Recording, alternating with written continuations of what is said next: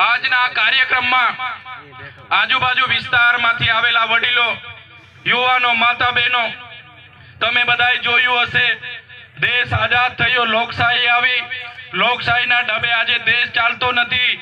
કેટલાક ચુનિંદા નેતાઓ પોલીસનો દુરુપયોગ કરી રહ્યા છે, ઉદ્યોગપતિઓના ઇશારે જંગલ વિભાગનો દુરુપયોગ કરી રહેલા છે.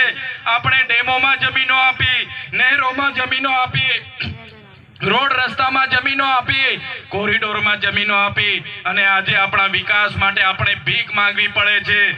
ત્યારે મારા સાથીઓને વિનંતી કરવા માટે આવ્યો છું કે આવનારા દિવસોમાં ચૂંટણીઓ આવે છે. તાલુકા અને જિલ્લાની ચૂંટણીઓમાં આમ આદમી પાર્ટી તમને આહવાન કરે છે, માન્ય કેજરીવાલજી તમને આહવાન કરે છે, માન્ય ભગવત માનજી તમને આહવાન કરે છે, અમારા પ્રદેશ પ્રમુખ ઈસુદાન ગઢવીજી, ગોપાલ ઇટાલિયાજી તમને આહવાન કરે છે.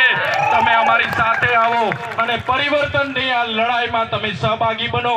આવનારા દિવસોમાં તાલુકા જિલ્લા પંચાયત હોય, આવનારી વિધાનસભા હોય, આવનારી લોકસભા હોય, આપણે પરિવર્તન લાવીને આ ભાજપની સરકારને આ વિસ્તારમાંથી જાકારો આપીએ એ વિનંતી કરવા માટે અમે તમારી વચ્ચે આવ્યા છે. તમે જોયું હશે કે આદિવાસી સમાજ માટે અમે બોલીએ, વિદ્યાર્થીઓ માટે બોલીએ, યુવાનોની રોજગારી માટે બોલીએ, આ વિસ્તારમાં ડેમોના પાણી મળે એના માટે બોલીએ, ડેમોમાં જે ગામો વિસ્થાપિત થયા એના માટે બોલીએ, ત્યારે આ સરકારને ગમતું નથી. આ સરકાર અમને પણ અવારનવાર જેલોમાં નાખે છે, અમારા પર દમન ગુજારે છે, અમારા પર અત્યાચાર ગુજારે છે, અમારા કાર્યકરો પર ખોટા કેસ કરીને પોલીસ સ્ટેશને લઈ જવામાં આવે છે, એ કાર્યકરોને ડરાવવામાં આવે છે, ધમકાવવામાં આવે છે, કહેવામાં આવે છે કે આમ આદમી પાર્ટીને છોડી દો, તમે ચૈતર વસાવાને છોડી દો.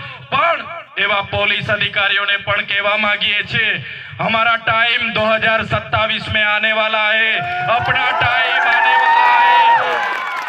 જ્યારે અમારો સમય આવશે તમારા બધા જ પોલીસ અધિકારીઓની તે દિવસે અમે ફાઇલો લઈને બેસવાના છે. બધાને અમે મેડલ આપવાના છે, બધાને પ્રમોશન આપીને આ વિસ્તારની જેલોમાં અમે મોકલવાના છે. ત્યારે સાથીઓ, કોઈ ડરવાની જરૂર નથી. તમારી સામે તમારો ભાઈ, તમારો દીકરો, તમારો નેતા ચૈતર વસાવા ઉભો છે. પોલીસે, ભાજપના નેતાઓએ, ભાજપના પોલીસ અધિકારીઓએ 19 વખત અમારા પર FIR કરી છે, 7 વખત અમને જેલમાં નાખ્યા છે, અમને ડરાવવાની કોશિશ કરી છે, અમને દબાવવાની કોશિશ કરી છે. પણ આ તમારો ભાઈ, તમે બધા અમારી સાથે છો, કોઈના બાપથી અમે ડરતા નથી.